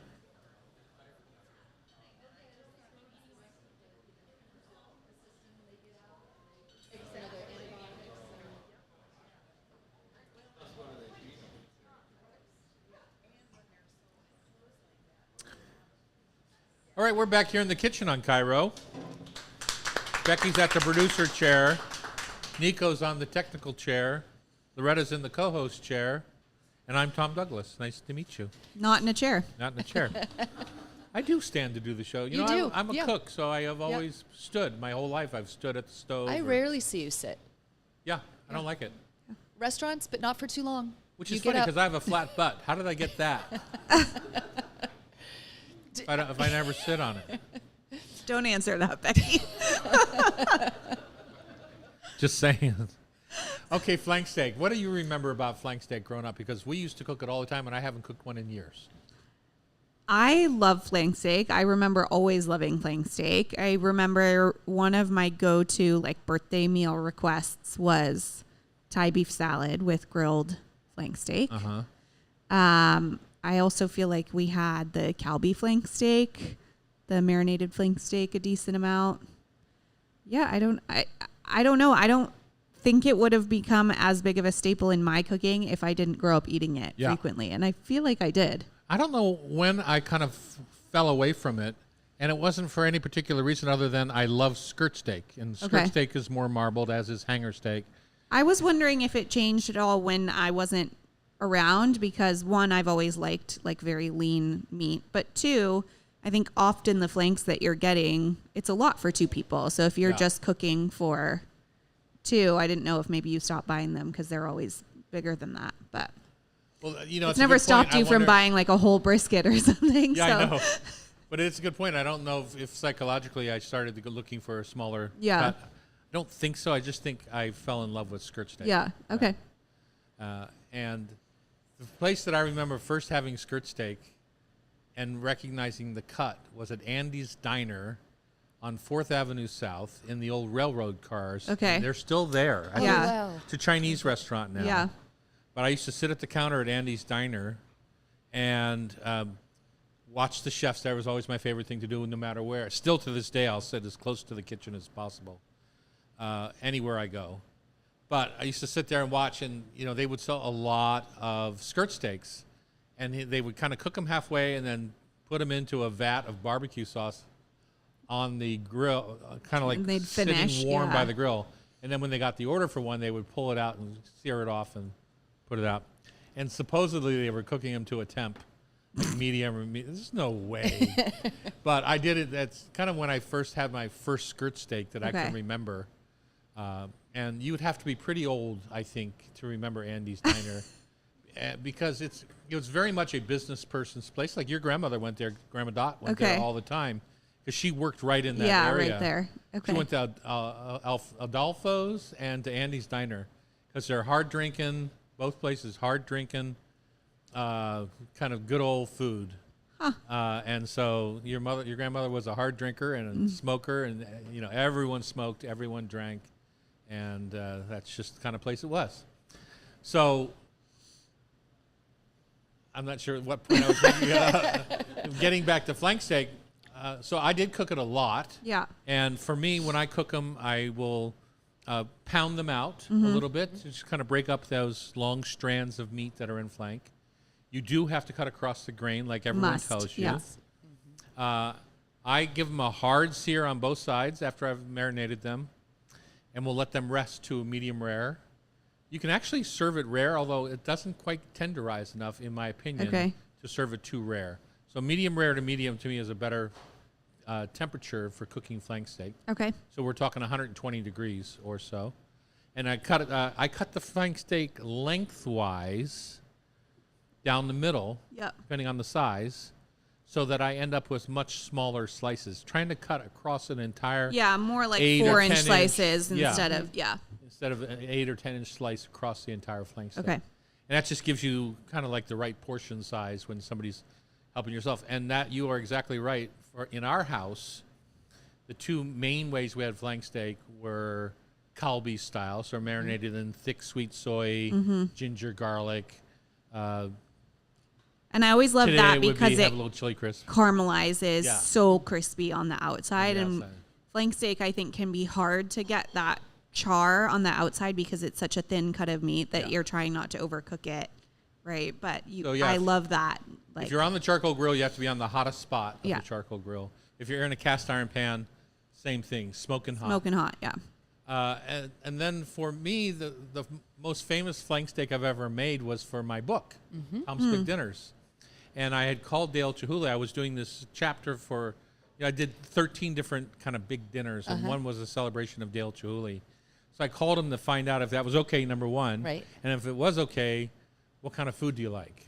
And so we chit-chatted. And I don't remember if he said flank or if I already had it in my head, but we had a lobster spaghetti, charcoal grilled lobster, had just half, Oh, really wow. simple. And then we had the olive and pine nut stuffed flank steak with the kind of just roasted cherries, just enough right before they pop, so that The they're cherry still tomatoes. whole. Yeah. Yeah, cherry tomatoes. Sorry. Yeah. And so on that scenario, pound out the flank steak, and then I give it a crisscross cut. Uh-huh. So again, cutting the strands a little bit. And not too much, right? Just Not too much, Yeah. not all the way through. yeah. And then I put the crisscross on the downside, Okay. and I make my stuffing of my paste of olives and pine nuts, and can't remember what Do you else. have any is in there. breading in there, or just herbs? I don't think so. I think you just skipped it on that herbs, one. Yeah, chopped onions, that are sautéed type thing. Roll it up and tie it up with butcher twine. And And how par- big does it end up being? Maybe 3 inches around. Okay. 2 to 3 inches Yeah, around. not huge. No. But then you take that into your super hot cast iron pan and give it a hard sear all the way around. And then just simply finish it in the oven to 120, 125 degrees. You don't want it too rare. Remember, on the inside of that 2 or 3 inch round has to cook the same way the outside has to cook, or else you end up with this raw flank steak in the center, which is not good. No. no. No. It's just tough. It's stringy. Especially when you're serving it at a Dale Chihuly event. Yeah. Yeah. So we actually made this whole supper and brought it to the boathouse over there on Lake Union and filmed our chapter right there Oh, how fun. on his big table with all the glass around. How It was fun. awesome. It was really yeah. cool. Yeah. It was awesome. I don't know how many years ago that is, 20 some lot. years ago now, but it was super fun. Yeah. Very cool. What I else- make flank all the time. You do, and Yeah. So one of the things, like if you're buying a pre-marinated flank steak at the grocery store, they will often have mechanically tenderized it, Which gives it a little funny texture. which does give it, I could think, get too mushy. a strange texture sometimes. I find I like different grocery stores mechanical tenderizers better than others. Isn't that funny? Which is funny. So you know where they started those tenderizers? no. Chopsteak. Oh yeah. Like for chicken fried steak. chicken fried steak. Yeah. Cube steak. oh, So for me, like the Met Market tenderizer is not as intense as the Town and Country tenderizer. So I'll tend to buy it pre-marinated at Met Market, and there's weird things, but I think flank is one that I almost always marinate, where other steak cuts I don't at all. And there's no real, I'm just out of the blue here, there's no real good reason for that. no Yeah. science behind it. Yeah. It doesn't break down No. No. Okay. And then I use it in stir fries a lot. So I will thinly slice it before cooking, put it in a marinade with some baking soda, which acts as a Oh. tenderizer, and then do it in like a super hot wok. And in that, I'm not worried about it staying rare or whatever. If I'm making broccoli beef or, whatever it is. But so we use flank a lot in our house. It's probably one of our kind of go-to. And then serve it with a Cuts And side you of rice. like it because it's leaner. I like it because it's leaner. I like it because I find it easy to work with. I like it because from a temperature perspective, I'm really not worried about overcooking it most of the time. Like if I end up with pink in the middle, great. And if I don't, I still think it tastes fine. Unlike a thicker steak where it's like when you're eating a well done, for me at least, like thick, juicy steak, it's not juicy anymore. And probably you love it because it picks up so much flavor of whatever you're marinating. Yeah, it and I in. just Yeah. feel like All- it's all really of the- Yeah. versatile. Yeah. Like I can use it in a lot of different things. I don't typically want to cut down a New York or something like that for a stir fry. It feels like a waste of a Yeah, it's a steak in big that difference. way. Yeah. Probably $6 or $8 a pound more Yeah. expensive. Yeah. And then I like them because it's also really easy to feed a lot of people to me. So in the summer, if I'm grilling and things like that, 1 or 2 flank steaks and then sliced is like a really easy way to have a big dinner. And Yeah. I'm not grilling 8 separate steaks. So it fills that beef need in my house, I think, where I'm not cooking steak, like cooking, When I think this last summer I made us as a family a huge Thai style beef salad. my favorite. And so it's Oh, just that's a on good on your big platter, your green leaf, chunks of cucumber, chunks of tomato, toasted shallots. The toasted shallots are the must in the Thai beef Yeah, salad. if you're not You going to have that, to have fried something else. shallots. Okay. Yeah. But you can put anything in it. But the most important parts are the toasted shallots, the whole mint sprigs, the whole dill sprigs, Tons of herbs. cilantro, lots and lots of herbs, and keep it kind of chunky. And then cold rice noodle. On top. Nice. I'm just And on a then big the platter. And sliced then steak. the seared a flank steak, and then I put on a real citrusy. Almost like a noir Noir tom tom. kind of Yeah, citrus but I'll use whatever I have in my dressing. fridge. Like if I yeah. have a grapefruit that needs to get used up, I'll squeeze that. Yeah. An orange, lemons, limes, and make a real citrusy. Not a vinaigrette. Uh-huh. There's not a lot of olive oil or anything Okay. in there. It's more of a bright citrus, tangy. One of my favorite meals ever. Yeah. So of all the dishes we've talked about, that one excites me the most today. Like I'm excited You to gotta make that it. for a party. It's Yeah. really, really good. It's a perfect summer dish. Like if you have the grill out Yep. and you get that flavor too on the steak with the yeah. That, you can even grill your vegetables. Like if you want Yeah. to put chunks of grilled zucchini or Sure. also chunks of eggplant.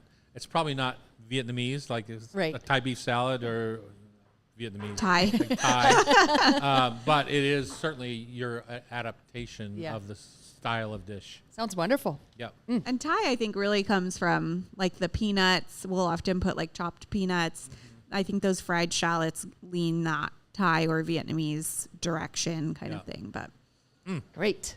Makes me hungry for it right now. so good. All right, it's time for food for thought. Tasty trivia, rub with love. You got it. When we come back on Cairo Radio, it's the Hot Stove Society Show. Stay with us.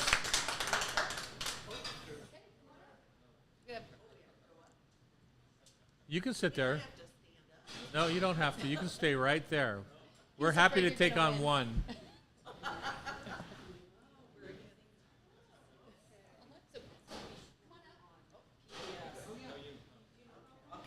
The key is we'll just do. When you are FOBs, it makes me nervous Oh, because I feel like I didn't know that. I feel like the head nod goes a little strong. Oh, yeah, keep an eye on me. So you just have to talk really close to the mic. You Okay. test. Test. Here we go. Even closer. Ooh. Okay, there we go. Now, Hello. make sure the one who talks into the mic is the one answering the question. And you guys have time if you want to confer. You don't have No, to they hurry. don't have time. Okay. FOBs, you get the Oh. smackdown treatment. Okay, I'll try that. Good, so I don't have to read anything. I don't need my No. Yeah. Okay. How are you going to see how pretty I am? Guess not. Without the glasses. In your face. We're all blurry. I remember the first time I got glasses. I wear contacts, and I was like, "Oh my God, people have wrinkles. I don't know if I like this." Everything was so prettier. Okay, sorry. you. Such an East Side girl thing to say. It was a long time ago. People have wrinkles. Who knew? I was in my 20s. When you earn them. Yeah, you got to earn those. Oh yeah, I've earned them. We are back here in the kitchen at the Hot Stove Society Studios in downtown Seattle, 4th and Virginia, in the beautiful Hotel Andra. Come join us sometime. Rub with Love is our sponsor today, as it is every week for our tasty trivia. And you won't need the luck of the Irish to prepare a delicious meal. Our rubs, sauces, and seasonings are a quick and easy way to get flavor into your next meal. I look forward every week to see what Carol's going to write about. She's so clever. Need some extra Intro. inspiration? Check out our recipes on our website, tomdouglas.com. Can you believe it? Wow. Yeah, wow. And follow us on Instagram. Didn't know we had an Instagram. Becky, Yes. will you tell us all how to play this game? Sure. It might be my first time. And who's going to win? We're And gonna what the winner has to do. Well, we've got some. Each one of you gets 5 questions. We've got some special audience members here. My uncle Stu and my aunt June Simpson from Olympia, Washington. So we're It's a excited good to thing have. you have an extended family, or else we wouldn't ever have any guests. That's kind of funny. Each of you get 5 questions, and the winner, if you win, you'll take a stroll in the gift shop and get to pick up a free pack of Rub with Love spice blends. And if Loretta or Tom win, they'll pick out someone else in the audience. So that's how it's going to go. We're going to start with Loretta, so you can see how So it cross works. your fingers for us. I All got right. crushed last week, so You- we'll Here we see. go. We're gonna Okay. do well. First question. Serious Eats tested a TikTok hack that claimed you could quickly ripen an avocado in the microwave. Was their test a win or a flop?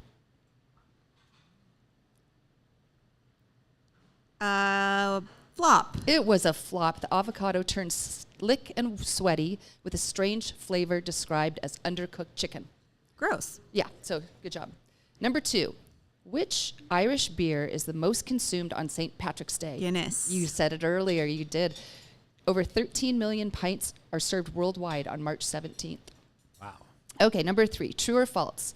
Most of the avocados eaten in the U.S. are grown in California. California or Mexico? Sure. C. It's false. Oh. More than 90% of the avocados consumed in the U.S. are imported from Mexico. Said C. Sorry.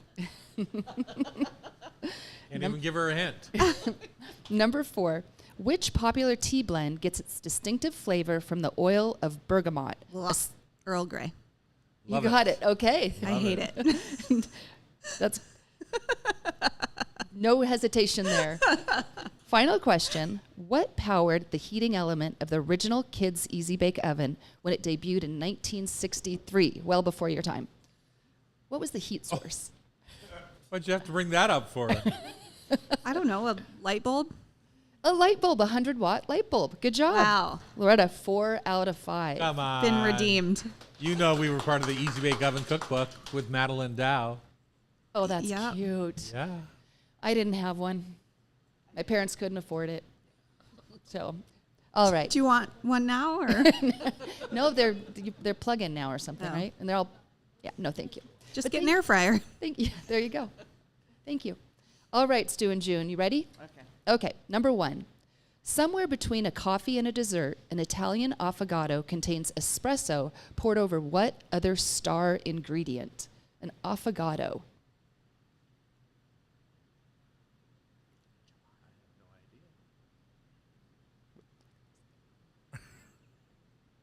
An killing- offa. What did you call it? What did you say? An affa? It's an offa. It's actually a gelato. Gelato or ice cream. What is That's it that right. you said? That was my second guess. Up gelato. Sure. I said it was I forgot it. Ah. Affa. Okay. True or false? Capers and caperberries are the same size.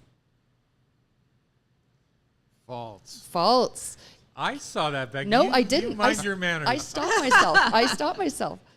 I was impressed.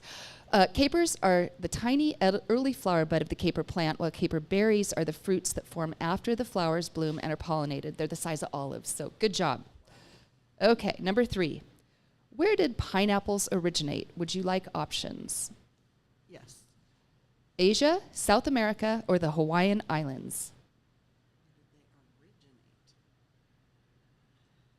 South America. South America it is. Good job. Number 4, true or false, in the early 1900s, the Frisbee was inspired by workers and later college students tossing around pie tins from the Frisbee Pie Company before Wham-O turned it into a plastic toy in 1957. Is that true or false?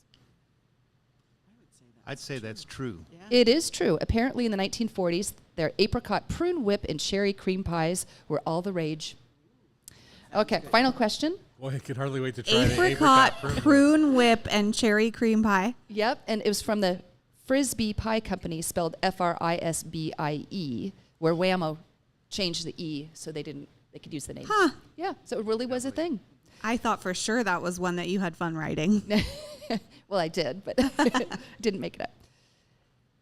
Number 5, will a fresh egg sink or float in a bowl of water? Sink.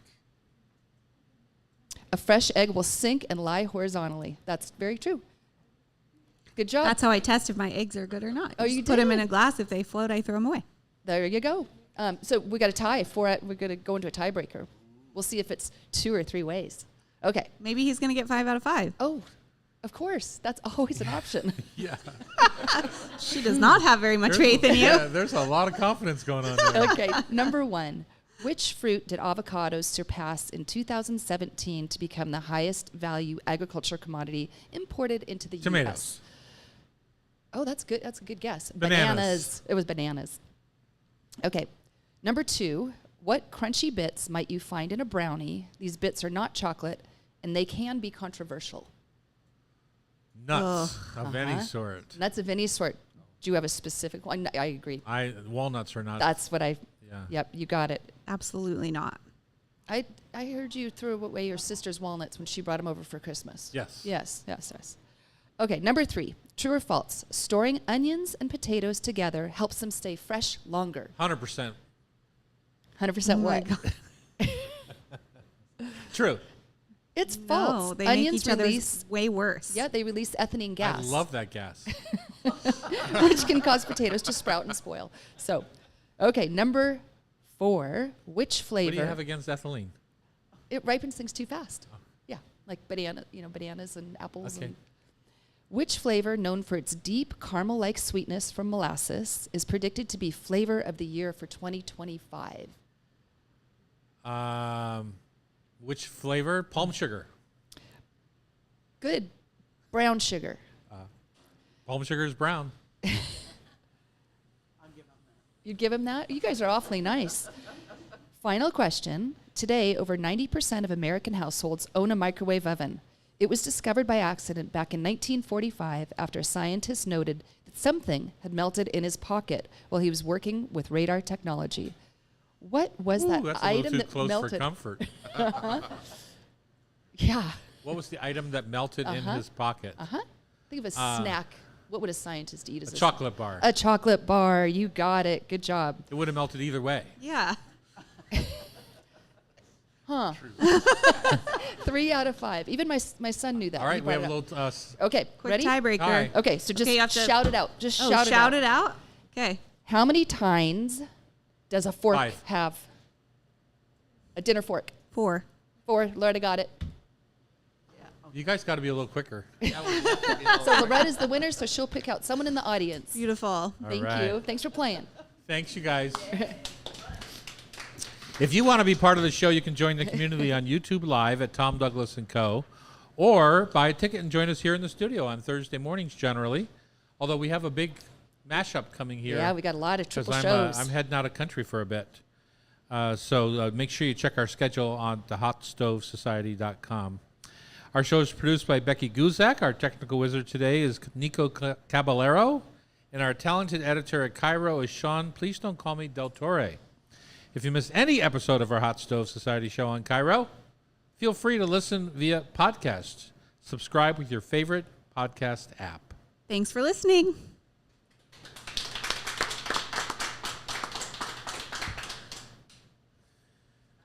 Quiet on the set, please.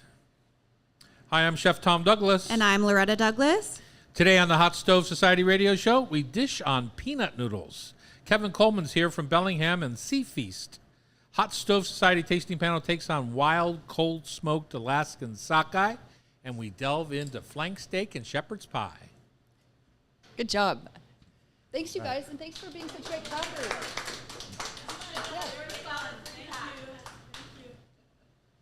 Yeah. You're the winner. Because Loretta Because won, Loretta and she chose picked you. you. If you don't want to be a winner, just tell us and we'll have somebody else be a winner. And you can be a